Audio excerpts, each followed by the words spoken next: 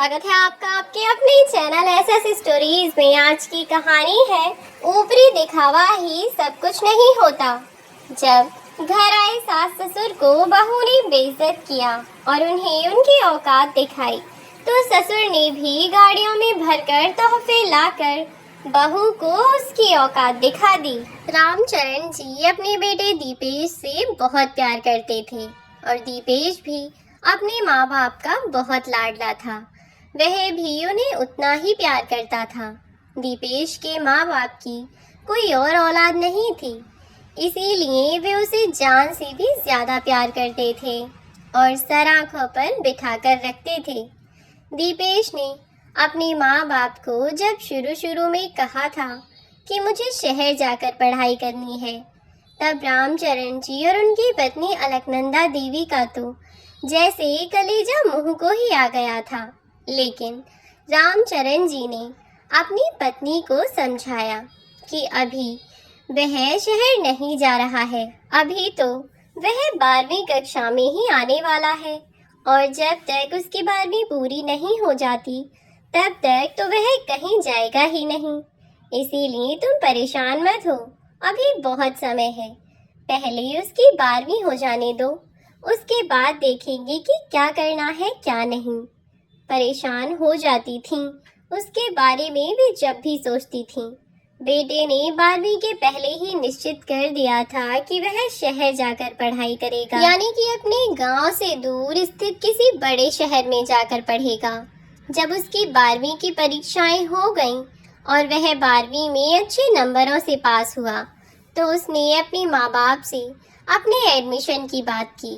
अलकनंदा जी अपने बेटे के प्यार में पड़कर उसे कहीं भी जाने से रोक रही थीं, लेकिन वहीं रामचरण जी ने खुद ही बात को समझते हुए अपनी पत्नी को भी समझाया कि जब बच्चे बड़े होते हैं तो वह अपना भविष्य बनाने के लिए घर से बाहर निकलते ही हैं। इसमें कोई बड़ी बात नहीं है और ना ही कोई बुरी बात है। अगर हम उसे हमेशा ही अपने दामन से बांध कर रखेंगे तो वह जीवन में कभी आगे नहीं बढ़ पाएगा और ना ही कभी बड़ा आदमी बन पाएगा। उसके लिए हमने जो सपने देखे हैं वह ना ही उन्हें पूरा कर पाएगा और ना ही अपने सपनों को पूरा कर पाएगा। तुम समझ रही हो ना? अगर हमें अपने बच्चों को कामयाब बनाना है तो खुद से दूर भेजना होगा और फिर माँ बाप का तो काम ही होता है अपने बच्चों के भले के लिए खुद के दिल पर पत्थर रखकर अपने बच्चों को खुद से दूर भी भेजना पड़ता है। अब अगर यह जाना ही चाहता है तो इसे जाने दो, कोई बात नहीं, इसके साथ जबरदस्ती मत करो। और यह तो अच्छी बात है कि यह पढ़ने के लिए बाहर जाना चाहता है, वरना तो इसके साथ के बहुत बच्चे ऐसे हैं जिन्होंने ना तो अब तक ढंग से पढ़ाई की है और ना ही आगे करना चाहते हैं, बस अपना टाइम पास कर रहे हैं। इसीलिए भगवान से दुआ करो कि तुम्हारा बेटा अपना भविष्य बनाना चाहता है और एक माँ बाप के लिए इससे ज्यादा खुशी की बात और क्या हो सकती है। तुम समझ रही हो ना? बेचारी अलकनंदा जी आखिर क्या कर सकती थीं? ना चाहते हुए भी अपने बेटे के भविष्य के लिए उसे खुद से दूर भेजने की अनुमति दे दी। जब माता पिता की तरफ से अनुमति मिल ही चुकी थी तो उनका बेटा दीपेश अब पढ़ाई करने के लिए शहर की ओर चल दिया। उसने अपना रजिस्ट्रेशन वगैरह करवाया और शहर में पढ़ाई करने के लिए चला गया। दीपेश के पिताजी रामचरण जी की गांव में बहुत इज्जत थी। सब लोग उन्हें सम्मान देते थे और सब लोग उन्हें बहुत प्यार भी करते थे, क्योंकि वे गांव में सभी लोगों की मदद किया करते थे। यदि कभी किसी को मदद की ज़रूरत होती तो वे उसकी मदद किया करते। यदि कभी किसी को पैसों की या फिर किसी भी तरह की मदद चाहिए होती तो वह अपने पास से उनकी हमेशा ही मदद किया करते। रामचरण जी यूं ही हमेशा उन लोगों की मदद करते, इसी के कारण बहुत से लोगों के लिए वह पूजनीय थे, लोगों से बहुत प्यार करते थे। इसी कारण उनके बेटे दीपेश को भी सब लोग बहुत प्यार करते थे। दीपेश जब से पढ़ाई के लिए बाहर गया तब से अलकनंदा जी और रामचरण जी बिल्कुल अकेले पड़ गए थे। फिर दोनों अकेले ही अपने घर में पड़े रहते। समय बीतता रहा। देखते ही देखते दिन महीने में बदले और महीने सालों में। यूं ही देखते जब कई साल बीत गए तो आखिरकार अब उनके बेटे की पढ़ाई पूरी होने का समय आ गया। इस कारण से दोनों ही माता पिता बहुत ज्यादा खुश थे कि अब उनका बेटा पढ़ाई करके उनके घर आ जाएगा।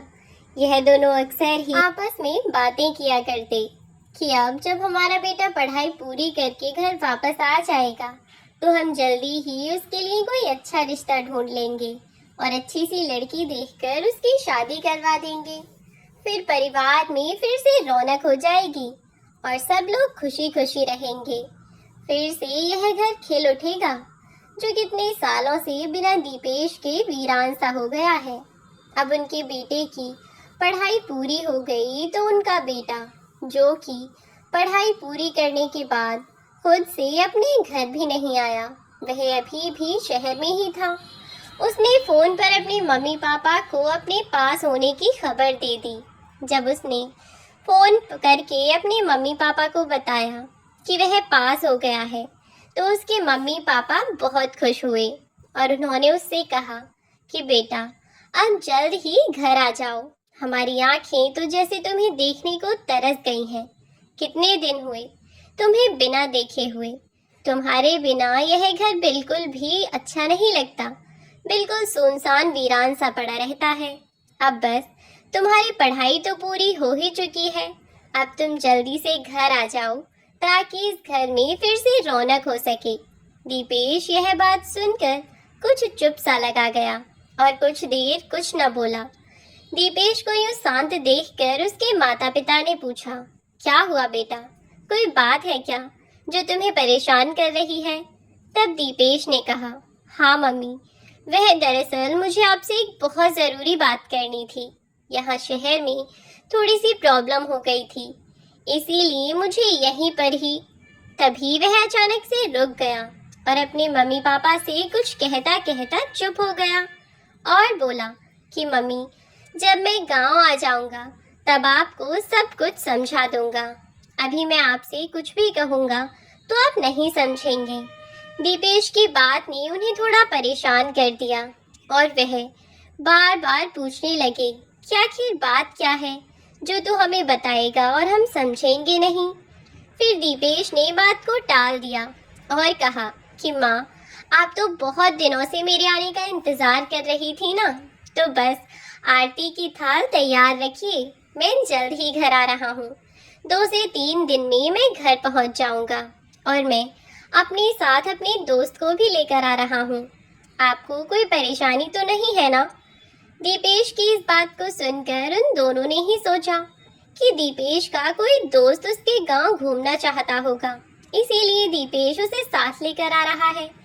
लेकिन उन्हें क्या पता था कि दीपेश के दिलो दिमाग में तो कुछ और ही चल रहा है।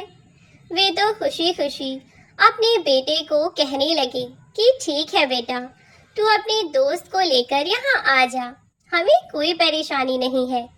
लेकिन जैसे ही दीपेश 2 दिन बाद अपने घर आया तो उसकी माँ खुशी खुशी अपने बेटे की आरती उतारने लगी। दीपेश अपने साथ एक दोस्त को भी लेकर आया था, पर जैसा उसके मम्मी पापा ने सोचा था, उसका वह दोस्त कोई लड़का नहीं था बल्कि एक लड़की थी जो कि अपने सामान के साथ वहां आई थी। उस लड़की को देख वह पहले तो थोड़े से चौंके, लेकिन फिर उन्होंने सोचा कि जब बच्चे शहर में पढ़ते हैं तो लड़के हों या लड़कियां, जब सब साथ में पढ़ते हैं तो एक दूसरे से जानकारी भी हो ही जाती है और फिर एक दूसरे से बातचीत करने पर ही दोस्ती होती है। ऐसे में जब साथ पढ़ेंगे तो दोस्ती होना कोई बड़ी बात नहीं है। यह सोचकर इस बात को उन लोगों ने नजरअंदाज किया। गांव के बाकी सभी लोग भी बहुत खुश थे जो दीपेश को अच्छी तरह से बचपन से ही जानते थे। वह लोग भी दीपेश के आने पर बहुत खुश हुए। अब दीपेश जब अपने उस दोस्त के साथ घर के अंदर चला गया तो खाना खाते वक्त दीपेश ने अपने माँ बाप को कहा कि मैं आपको एक सच बताना चाहता हूँ। आप इस लड़की को सिर्फ मेरी दोस्त समझ रहे हैं, पर यह लड़की सिर्फ मेरी दोस्त नहीं है, बल्कि उससे कई गुना ज्यादा है। दीपेश की यह बात उसके माँ बाप अलकनंदा जी और रामचरण जी को कुछ समझ नहीं आई, या फिर समझकर भी वह इस बात से नासमझ बनना चाहते थे। उन्होंने घृणा भरी नजरों से अपने बेटे की ओर देखते हुए पूछा, मतलब कहना क्या चाहते हो बेटा? साफ साफ कहो, हमें कुछ समझ नहीं आया कि तुम क्या कहना चाहते हो। तब दीपेश ने अपने मम्मी पापा को बताया कि दरअसल मम्मी पापा, मैं और दीप्ति दोनों कॉलेज में एक साथ पढ़ते हैं और तभी से हम दोनों एक दूसरे को जानते हैं। फर्स्ट ईयर में जब मेरा एडमिशन हुआ था, तब से मैं दीप्ति को जानता हूँ और उसके बाद से हम दोनों एक साथ ही एक कॉलेज में पढ़े हैं। हम दोनों एक दूसरे को पसंद करने लगे। फिर एक दिन मैं कॉलेज के बाद दीप्ति से मिलने के लिए हॉस्टल में गया था, लेकिन मुझे वहाँ की वार्डन ने देख लिया तो वह लोग पुलिस को बुलाने लगे। तब मजबूरी में मैंने और दीप्ति ने झूठ बोल दिया कि हम दोनों कोर्ट मैरिज कर चुके हैं, हमारी शादी हो चुकी है और इसीलिए मैं इससे मिलने आया था। फिर उन लोगों ने मैरिज की बात पर विश्वास नहीं किया और उन्होंने हमसे कहा कि यदि ऐसा है तो हमें सबके सामने यह साबित करना होगा कि हम दोनों पति पत्नी हैं। तभी मजबूरी में मुझे दीप्ति की मांग भरनी पड़ी थी। उसके बाद हम दोनों ने शादी कर ली, एक मंदिर में जाकर। जब दीपेश ने अपने माता पिता को अपनी और दीप्ति की सच्चाई बताई तो कुछ पल के लिए तो रामचरण जी सदमे में ही चले गए। उन दोनों के मुंहों से एक शब्द भी ना निकला और बुद्ध बनकर अपने बेटे की ओर देखने लगे। और कुछ देर जब वैसे ही बैठे रहे तो अलकनंदा जी ने रामचरण जी के कंधे पर हाथ रखा, जिससे उनका ध्यान टूटा और जैसे एकदम से सपने से बाहर आए। खुद को संभालते हुए उन्होंने अलकनंदा जी की ओर देखते हुए इशारों से ही उनसे पूछा कि क्या उन्होंने जो सुना वह सब सच था। आखिरकार वह बोल पड़े कि बेटा, यह तो कैसा मजाक कर रहा है, हमारी कोई उम्र है यह सब मजाक करने की। तो उनका बेटा बोला, नहीं पापा, मैं कोई मजाक नहीं कर रहा हूँ, यह बिल्कुल सच है। दीप्ति मेरी पत्नी है, मैंने इससे शादी कर ली है और अब हम दोनों साथ ही रहेंगे।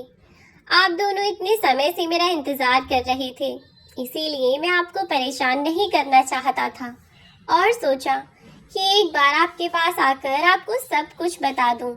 इसीलिए यहाँ आकर सामने से आपको सब कुछ बताया है। उम्मीद है कि आप मेरी परेशानी समझने की कोशिश करेंगे। रामचरण जी इस बात को सुनकर नाराज होते हुए बोले, तूने हमें पागल समझ रखा है क्या कि किसी भी लड़की को लेकर आ जाएगा और कहेगा कि यह तुम्हारी बहू है और हम उसे अपना लेंगे? ऐसा कभी नहीं हो सकता। ऐसे ही किसी भी लड़की को हम अपने घर की बहू नहीं बना सकते। और फिर तूने एक बार भी इतना बड़ा फैसला लेने से पहले हमसे पूछना तो दूर, हमें बताना भी जरूरी नहीं समझा। आखिर तू ऐसा कैसे कर सकता है? हमें तुझसे ऐसी उम्मीद नहीं थी। हमने तो तेरे हर सपने को पूरा करने की कोशिश की, लेकिन तू तो हमारे ही सपनों को तोड़ने पर तुला हुआ है। क्या क्या नहीं सोचा हमने तेरे लिए, लेकिन तूने हमारे सारे सपने मिट्टी में मिला दिए। आखिर क्या कमी छोड़ी थी हमने तेरे प्यार में? सब कुछ किया, जो तूने मांगा तुझे ला कर दिया, तेरी ख्वाहिशों को पूरा किया। एक बार कम से कम यह फैसला लेने से पहले हमसे पूछ तो लिया होता, हमें एक बार इस बारे में बता ही दिया होता। तो फिर तू क्या चाहता है? कौन सा हम तुझे रोक रहे थे? तेरी खुशी हमें अपनी खुशियों से भी प्यारी है, लेकिन नहीं, तूने तो हमें कुछ बताना जरूरी ही नहीं समझा। रामचरण जी अपने बेटे की इस हरकत पर बहुत नाराज हुए और उन्होंने उसे बहुत डांटा भी। और अपने बच्चों की ऐसी हरकत पर उसे डांटना स्वाभाविक सी बात है। अगर किसी भी व्यक्ति के साथ ऐसा हो तो निश्चित ही वह नाराज ही होगा। लेकिन इस बात को समझने की बजाय दीपेश उल्टा इस बात पर नाराज हो गया और उल्टा अपने पापा से बहस करने लगा। बातों बातों में उनकी बहस थोड़ी ज्यादा हो गई और अब दीपेश गुस्से में चेयर से उठकर चला गया। उधर रामचरण जी ने भी खाना नहीं खाया और गुस्से में वे भी चले गए। अलकनंदा जी ने रात में रामचरण जी को समझाया कि उन्हें अब ऐसे गुस्सा नहीं करना चाहिए। दीपेश की शादी हो चुकी है और अब चाहे वह कुछ भी करें, यह सच बदला नहीं जा सकता। यह सच्चाई है कि दीपेश की शादी हो चुकी है। अब वह उसकी पत्नी है, उसका अपना परिवार है और अक्सर ही बच्चों से ऐसी गलतियां हो जाती हैं, लेकिन यह माँ बाप का फर्ज है कि वह बच्चों को माफ कर दें। ऐसे में अगर हम भी उनसे मुंह मोड़कर बैठ जाएं, तो बच्चे बेचारे किसके सहारे रहेंगे। अब रामचरण जी को यह बात समझ आ चुकी थी और उन्होंने सोचा कि सुबह उठकर मैं अपने बेटे से बात कर लूँगा और इस प्रॉब्लम का कोई ना कोई सॉल्यूशन हम निकाल ही लेंगे कि किस तरह से उन्हें अपनी बहू को गांव वालों से मिलवाना है, कैसे गांव वालों के सामने उसे लाना है। अब रामचरण जी यही सोचकर सो गए। अगले दिन जब उन दोनों की आंखें खुली, तब तक उनका बेटा घर छोड़कर अपनी पत्नी के साथ वापस जा चुका था। अब जब उन दोनों ने अपने बेटे को पूरे घर में ढूंढ लिया, लेकिन वह उन्हें नहीं मिला और जब उन्हें घर में उसके कपड़े और सामान भी नहीं मिला, तो वे लोग एकदम से घबरा गए कि अचानक हमारा बेटा कहाँ चला गया। वे दोनों बेचारे पागलों की तरह उसे ढूंढने लगे, लेकिन उनका बेटा उन्हें नहीं मिला। उन्होंने अपने बेटे को कई बार फोन मिलाया, लेकिन उसका फोन भी ऑफ जा रहा था। जाने कितनी कोशिश की उन्होंने अपने बेटे को ढूंढने की, लेकिन उन्हें उनका बेटा कहीं ना मिला। वह बेटा जो उनका इकलौता सहारा था, अचानक ही उनकी आंखों से ओझल हो गया और अब वे लोग समझ नहीं पा रहे थे कि वे उसे कहाँ कहाँ ढूंढें और कैसे ढूंढें। कॉलेज जाकर उन्होंने अपने बेटे के बारे में पता लगाने की कोशिश की, लेकिन लाख कोशिश करने पर भी वह नाकामयाब रहे। यूं ही बेटे की राह तकते तकते बेचारे अपना समय गुजार रहे थे। जब भी उन्हें किसी से पता चलता कि उनके बेटे के यार दोस्त वहाँ हैं, वह तुरंत ही उसके दोस्तों को ढूंढने के लिए, उनसे मिलने के लिए वहाँ पहुँच जाते, ताकि उन्हें कहीं से उनके बेटे का पता चल जाए। लेकिन किसी ने भी उसके बारे में कुछ भी जानने से इनकार कर दिया। सबने यही कहा कि जब से उसकी पढ़ाई पूरी हुई है, तब से तो वह जैसे गायब हो गया है। उसने तो अपना नंबर तक बदल दिया। अब तो हमारी भी उससे कभी बात नहीं होती अंकल। यही जवाब सुन सुनकर बेचारे रामचरण जी थक चुके थे और अब तो दोनों की आंखें भी बूढ़ी होती जा रही थीं। बेचारों की नजरों से ठीक से कुछ दिखता भी न था। बेटे की राह तकते रहते। एक दिन उनके एक जानकार उनसे मिलने के लिए उनके घर आए हुए थे, साथ ही उनका बेटा भी था। बात बातों में उन्होंने अपने उन जानकार से बात की, अपने बेटे के बारे में बताया और बताया कि किस तरह उनका बेटा गायब हो गया है। जब भी अपने दोस्त को वह यह सब बता रहे थे, तो उनके बेटे ने भी उनकी बातें सुन ली और उनकी बात सुनकर उनके बेटे ने कहा कि अंकल, आखिर आपका बेटा दिखता कैसा है? आप मुझे उसकी फ़ोटो दीजिए, हो सकता है मैं आपकी कोई मदद कर सकूं। तब रामचरण जी अपने बेटे की फ़ोटो उस लड़के को दिखाते हुए कहने लगे कि बेटा, फ़ोटो तो तुम देख लो, लेकिन इससे कोई फ़र्क नहीं पड़ेगा, क्योंकि मुझे तो यह भी नहीं पता कि मेरा बेटा कहाँ है, किसी गांव में है या किसी शहर में है, तो मैं उसे कहाँ ढूंढूं। इतना कहते कहते रामचरण जी ने अपने फ़ोन में फ़ोटो निकालकर उस लड़के के आगे कर दी, तो वह लड़का फ़ोटो देखते ही चौंक गया और बोला, अरे अंकल, यह लड़का तो इस शहर में ही है जिस शहर में मैं अपनी पढ़ाई कर रहा हूँ। मैंने अपने कॉलेज जाते वक्त इसे कई बार एक कंपनी के बाहर खड़े हुए देखा है। यह शायद वहाँ काम करता है और जानता भी हूँ मैं इसे, इसीलिए क्योंकि एक बार मैं जब अपने कॉलेज जाते वक्त बहुत जल्दबाजी में था और शायद यह कुछ सामान लेकर सामने से आ रहा था और मेरी गलती से इससे टक्कर हो गई और इसका सारा सामान नीचे गिर गया। लेकिन मैंने इससे माफी मांगकर बात को वहीं खत्म कर दिया। तब से आते जाते वक्त मैंने इसे कई बार देखा है। उस लड़के के मुंह से यह बात सुनकर रामचरण जी के मुंह पर खुशी के भाव साफ दिखाई दे रहे थे। वह खुश होते हुए बोले, क्या सच में बेटा, तुम जो कह रहे हो वह सच है क्या? क्या सच में तुम मेरे बेटे से मिले हो? तब वह लड़का बोला, हाँ अंकल, फोटो देखकर तो ऐसा ही लग रहा है कि यह वही लड़का है। बाकी मैं ज्यादा अच्छे से नहीं जानता, ना ही कभी कोई बातचीत हुई है। लेकिन जब आपने इतनी जगह अपने बेटे को ढूंढा है तो एक बार मेरे कहने से आप वहां जाकर देख लीजिए। क्या पता आपका बेटा कैसा है और जिसे मैंने देखा है क्या वही आपका बेटा है और कोई और तो नहीं है। उस लड़के की बात रामचरण जी को समझ आ चुकी थी और उन्होंने अपनी पत्नी सहित उस लड़के के साथ शहर जाने का निश्चय किया और अगली सुबह वह अपनी पत्नी को लेकर शहर की ओर चल दिए।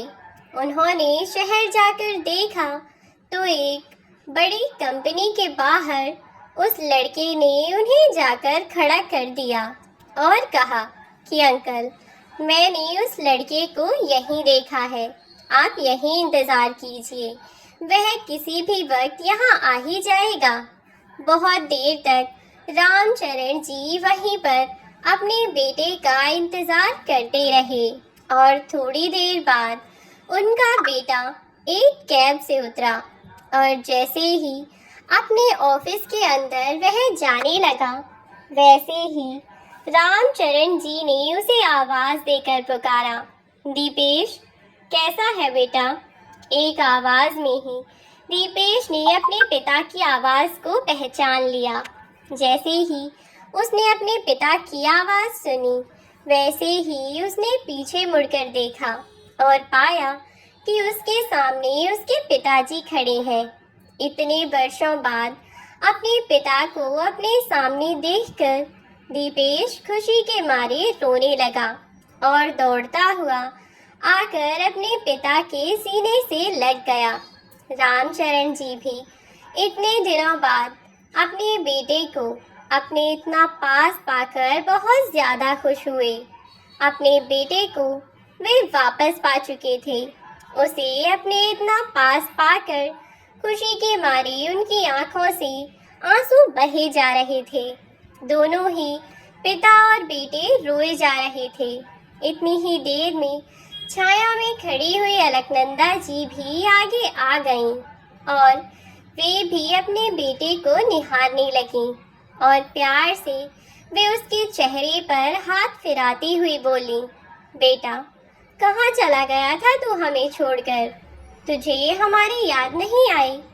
तूने एक बार भी हमारे बारे में नहीं सोचा कि तेरे बिना हमारा क्या होगा, कैसे रहेंगे हम तेरे बिना? बेटा, तेरे अलावा हमारा आखिर था ही कौन? और फिर तू भी बिना बताए, हमें बिना कुछ कहे, हमें छोड़कर यहाँ चला आया। आखिर किसके सहारे? बता, आखिर क्या सोचा था तूने? गुस्से में वे अपने बेटे को डांटने लगी तो रोता रोता दीपेश अपनी माँ के गले लग गया और माफ़ी मांगने लगा। मुझे माफ़ कर दो माँ, मुझसे बहुत बड़ी गलती हो गई। आज के बाद मैं आप लोगों से कभी भी दूर नहीं जाऊंगा, कभी आप लोगों को छोड़कर नहीं जाऊंगा। तब रामचरण जी और उनकी पत्नी अलकनंदा जी, वह उन दोनों को अपने माता पिता रामचरण जी और अलकनंदा जी को गले लगाकर दीपेश रोने लगा तो वे उसे चुप कराते हुए रामचरण जी बोले, बेटा, एक बार हमसे बात तो कर ली होती। माना मैं उस समय गुस्से में था, पर तूने तो एक दिन का भी मौका नहीं दिया कि मैं खुद को समझा सकूं। तू तो हमें यूं ही छोड़कर चला आया। तू तो चला आया, पर तेरे जाने के बाद हमारी जिंदगी मौत से भी बदतर हो गई थी। कहाँ कहाँ नहीं ढूंढा हमने तुझे, जहाँ जिसने बता दिया बस हम वहीं चल पड़े। कितना ढूंढा हमने तुझे, कितनी मिन्नतें की, गांव गांव शहर शहर तुझे ढूंढते फिरे। तेरे सब यार दोस्तों के घर पर पहुंचे, पर किसी ने भी हमें कुछ नहीं बताया। हम तो पागल हुए फिर रहे थे और तुझे वापस पाने की उम्मीद लगभग खो ही चुके थे कि वह तो ईश्वर की कृपा थी कि तू हमें वापस मिल गया, वरना हम दोनों तो यूं ही मर जाते। वे दोनों इतने बरसों बाद अपने बेटे को पकड़कर बस रोए जा रहे थे। अब दीपेश ने उन दोनों को शांत कराया और उन्हें चुप कराकर उस दिन उसने ऑफिस से अपनी छुट्टी ली और छुट्टी लेकर वह अपने माँ बाप के साथ उन्हें लेकर सीधा घर पहुंचा। घर पर जैसे ही उसने दरवाजा खटखटाया तो उसकी पत्नी दीप्ति ने दरवाजा खोला। दीपेश शहर में ही एक फ्लैट किराए पर लेकर रहता था और वह एक अच्छी खासी कंपनी में नौकरी करता था। लेकिन वहीं दीपेश के माँ बाप, जो कि गांव में ही रहा करते थे, बेटे के घर छोड़कर चले जाने के बाद उन दोनों की ही स्थिति बहुत बेकार हो गई थी। उन्हें अपने खाने पीने का होश न रहता। उन्हें न अपने खाने का होश रहता, ना पीने का, ना ही कपड़े लत्ते का। पहले जो बाबूजी बने घूमते थे, वहीं आज फटे पुराने से गंदे से कपड़े पहनकर घूमते रहते।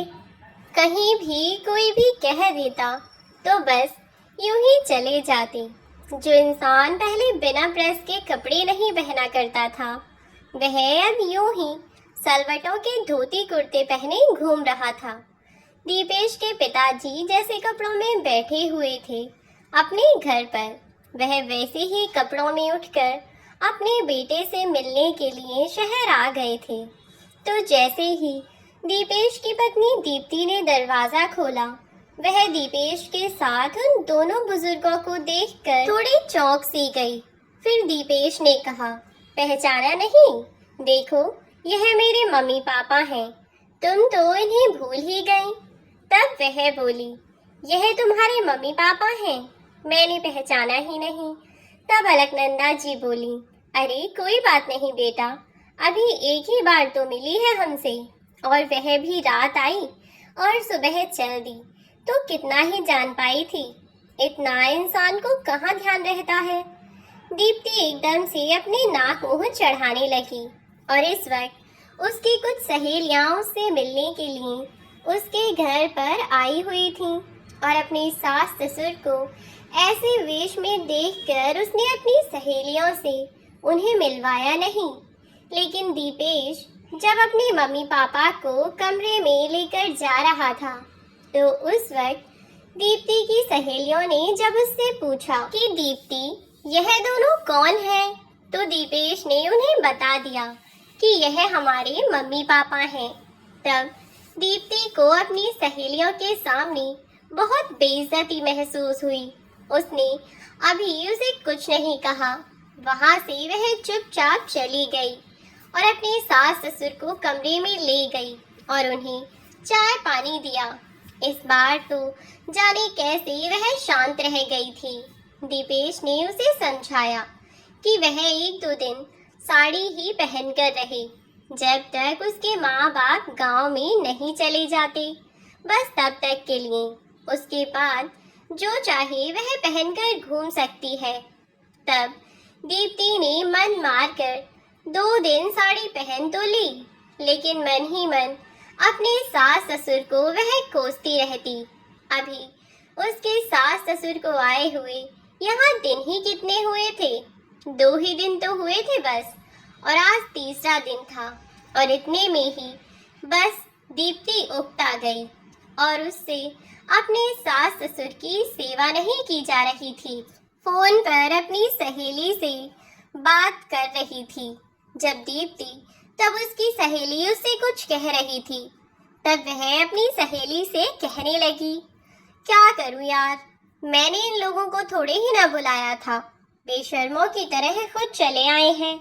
इतना भी नहीं सोचते कि हाथ हिलाते हुए यूं ही चले जा रहे हैं, कुछ लेकर ही चलें। पता नहीं कैसे कैसे लोग रहते हैं, मुझे तो समझ नहीं आता कि क्या करूं। तुझे पता है, अभी कुछ दिन पहले जो वे लोग आए थे, तो उस टाइम मेरी सहेलियां आई हुई थीं और इन लोगों की वजह से उनके सामने मेरी इतनी बेइज्जती हुई जिसका कोई जवाब नहीं। बिल्कुल गंवार है, गंवार। न रहने की तमीज है, न खाने पीने की। कपड़े लत्ते इतने गंदे, इतने बड़े, इतनी बेकार और बदतमीजी से रहते हैं कि क्या ही बताऊं। समझ नहीं आता यार, दीपेश उन लोगों को घर में लेकर क्यों आया। अरे माँ बाप तो ठीक है, ऑफिस के बाहर ही कुछ खिला पिला कर इन्हें वहीं से इनके गांव क्यों नहीं भेज दिया। मुझे तो लगता है कि अब इन लोगों का रहने सहने का कोई ठिकाना नहीं रहा होगा, इसीलिए यहाँ आकर पड़ गए हैं और फिर जाने का नाम ही नहीं ले रहे। मैंने तो सोचा था कि 1-2 दिन रुकेंगे, पर आज तीसरा दिन हो गया, जाने का नाम ही नहीं ले रहे, बेशर्मों की तरह पड़े हुए हैं। दीप्ति की यह सारी बातें रामचरण जी ने सुन ली और यह सारी बातें सुनकर जैसे उनके पैरों तले जमीन निकल गई। उन्हें ऐसा लग रहा था जैसे भरे गांव के सामने किसी ने उन्हें थप्पड़ मार दिया हो। उन्हें अपनी बहुत बेइज्जती महसूस हो रही थी, और होती भी क्यों ना। जो इंसान अपने गांव में जाना माना नामी आदमी था, जिसकी अच्छी खासी खेती बाड़ी थी, वह इंसान अपने लिए ऐसी ओछी बातें सुनकर बेइज्जती तो महसूस करता ही ना। जो इंसान खुद से और लोगों के घर का लालन पालन करता है, उस इंसान को खाने की भला क्या कमी। अपनी बहू की बातें सुनकर उन्होंने अलकनंदा जी को कहा कि सुनो, अब तुम यहाँ बसने का मत सोचो, 2 दिन बेटे के घर में रह लिए ना, इतना ही बहुत है। अब उठो, चलो घर चलते हैं। अलकनंदा जी ने मना किया, लेकिन रामचरण जी दोपहर में ही अपनी पत्नी को लेकर अपने घर पर आ गए। दीपेश को कोई बात समझ नहीं आई कि अचानक से उसके माँ बाप ऐसे कैसे चले गए। उसने अपने माँ बाप से फोन पर जानने की कोशिश भी की, लेकिन उन्होंने उसे कुछ भी नहीं बताया। यह सोचकर कि खामोखा बेटे के परिवार में कलेश मचेगी, वह भी उन लोगों के कारण, तो वह अपने बेटे को झूठा बहाना बनाने लगे कि बेटा, हम लोग गांव में रहे हैं शुरू से, तो इसीलिए हमारा गांव में मन लगता है, शहर की हवा हमें रास नहीं आती, बस इसीलिए तुम्हारी माँ का मन नहीं लगा तो हम यहाँ चले आए। ठीक है, और कोई बात नहीं है। दीपेश मन मारकर इस बात को मानकर बैठ गया। अब दीपेश का 2 साल का बेटा था और इस बार उसके जन्मदिन पर दीपेश ने अपने माता पिता को न्योता भेजा और जन्मदिन पर 2 दिन पहले ही आने को कहा, लेकिन रामचरण जी कुछ सोचकर रुक गए और उन्होंने अपनी पत्नी को भी 2 दिन पहले नहीं जाने दिया। अब जन्मदिन वाले दिन रामचरण जी और उनकी पत्नी अपने घर से तैयार होकर अपने पोते के जन्मदिन में जाने के लिए निकल गए। उधर उनकी बहू, जो कि अपने सास ससुर को बुलाने में बिल्कुल भी दिलचस्पी नहीं दिखा रही थी, ना ही वह उनसे मिलना चाहती थी, वह तो अपने सास ससुर के आने की बात सुनकर ही नाक मुंह चढ़ा रही थी। पर दीपेश से बोली कि अपने माँ बाप को यहाँ मत ही बुलाते, खामखा यहाँ इतने लोगों के सामने हमारी बेइज्जती होगी। तुम्हारे ऑफिस के तुम्हारे सीनियर जूनियर सब लोग आए हुए हैं और मेरे भी काफी फ्रेंड्स हैं, सबके सामने मेरी बेइज्जती करवाओगे। दीप्ति दीपेश को सुना रही थी कि इतनी ही देर में चमचमाती हुई गाड़ी दीप्ति के घर के बाहर आकर रुकी। दीप्ति इससे पहले कुछ समझ पाती कि एक के बाद एक तोहफे की थाल लेकर 8-10 नौकर उसके घर के अंदर चले आए। यह सब देखकर दीप्ति भी चौंक गई और दीपेश भी कि आखिर कौन है जो इतने सारे तोहफे लेकर आया है। अब सब लोगों की नजरें दरवाजे की ओर टिकी हुई थीं। दीप्ति और दीपेश दोनों के जितने भी मेहमान आए हुए थे वे सभी लोग दरवाजे की ओर देखे जा रहे थे कि आखिर यह कौन है जो इतने सारे गिफ्ट लेकर आया है। कि तभी चमचमाती हुई बनारसी साड़ी में अलकनंदा जी और सफारी सूट पहने हुए रामचरण जी दरवाजे से अंदर आए, जिन्हें देखकर सभी लोगों की आंखें चौड़ गईं। वे सोचने लगे कि आखिर ये कौन है और सब लोग आपस में कानाफूसी करने लगे और दीप्ति से पूछने लगे कि दीप्ति, यह इतने अमीर आदमी आखिर कौन है? कौन है ये तुम्हारे? दीप्ति खुद भी अपने सास ससुर को इस तरह से देखकर चौंक गई थी, क्योंकि उसे अब तक अपने सास ससुर की हैसियत का अंदाजा नहीं था। दीप्ति ने जब उन्हें इस रूप में देखा तो वह खुद भी बहुत शर्मिंदगी महसूस कर रही थी और अपनी जिस दोस्त से उसने फोन पर वह सब बातें कही थीं, तभी उसकी वह दोस्त आगे आई और उससे बोली, तो उस दिन मुझसे फोन पर जाने क्या बकवास कर रही थी? तेरा दिमाग तो नहीं चलने लगा ना, या पागल होने लगी है? पता नहीं कैसी बातें करती है। इन दोनों बुजुर्गों को देखकर कोई कह सकता है क्या कि यह फटीचर है? अरे करोड़ों के मालिक होंगे, देखने से ही पता चलता है। इतने सारे तोहफे और इतने महंगे और इतने कीमती कपड़े और जेवर पहने हैं इन आंटी जी ने। खैर यह सब छोड़, अब उन्हें लेकर भी आ यहाँ पर, या फिर वह बाहर ऐसे ही खड़े रहेंगे। दीप्ति झटपट दौड़कर गई और अपने सास ससुर को अंदर बुलाकर लाई और अपने बेटे का जन्मदिन मनाया। पूरे जन्मदिन में, पूरे फंक्शन में सभी लोगों की नजरें रामचरण जी और उनकी पत्नी अलकनंदा जी पर टिकी हुई थीं। अब जब फंक्शन पूरा हुआ तो सब लोग वापस चले गए और सब लोगों के जाने के बाद अलकनंदा जी और रामचरण जी बोले कि ठीक है बेटा, अब हम भी चलते हैं।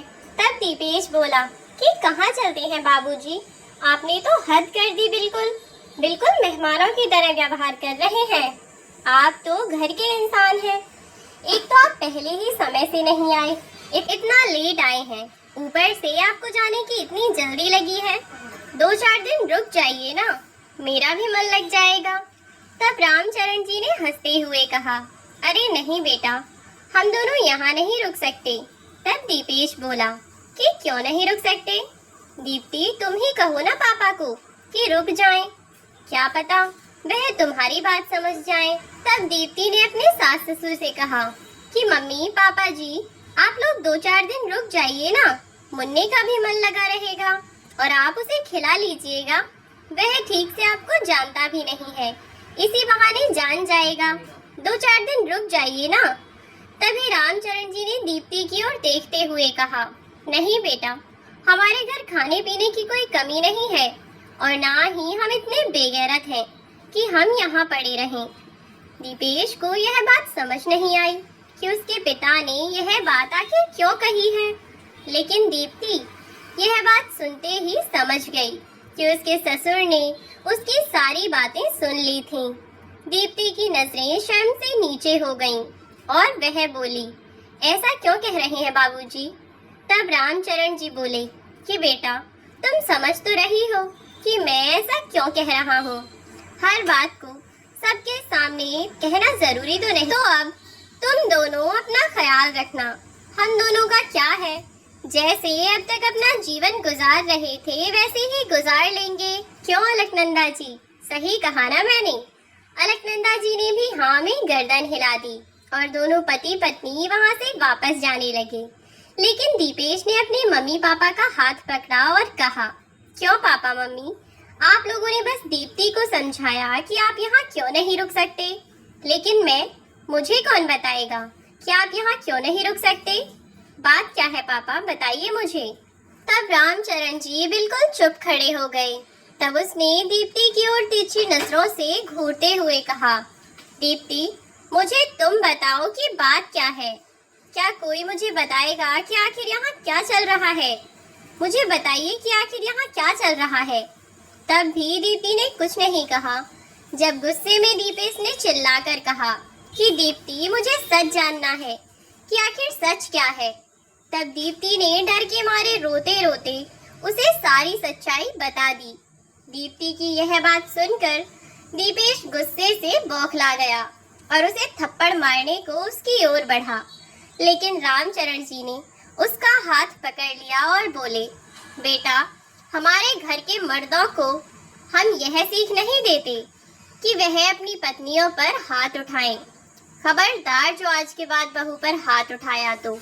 और जहाँ तक बात रही इसकी उन बातों की, तो जितना यह हमें जान पाई इसने उतना ही कहा, लेकिन क्या करें, हम तो इज्जत वाले इंसान हैं ना, तो बस किसी की बातें बर्दाश्त नहीं हो पाई और इसीलिए हम चले गए।